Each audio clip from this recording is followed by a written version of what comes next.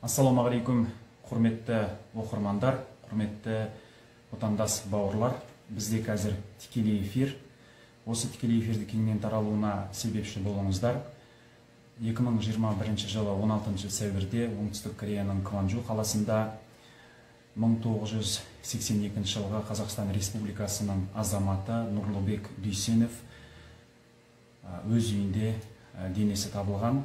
Қазіргі таңда бұл азаматты тергеп тексеру жұмыстары жүргізіліп жатыр. Дүйсенбі күні мәйітті ашу және зерттеу жұмыстары жүргізіледі. Қасында болған таныстарының барлығы іздестіріліп жатыр. Аталған азамат Корея аумағында заңсыз тұрып жүрген, осы жерде заңсыз мигрант болған. Қазіргі таңда осы мәселе бойынша тергеу жұмыстары жүргізіліп жатыр.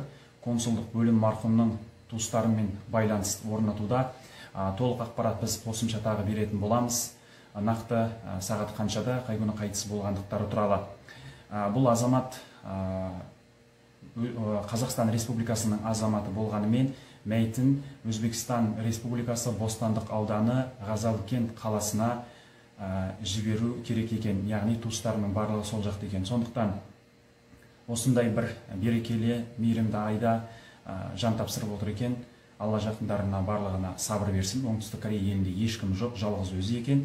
Сондықтан отандас бауырлар осы нәрсеге бейжай қарамай, астында банк нөмірлер қалдырылды. Қолдан келгенше қайырымдылықтарыңызды денесін елге жіберу үшін жіберсеңіздер болады. Барлықтарыңызға рахмет.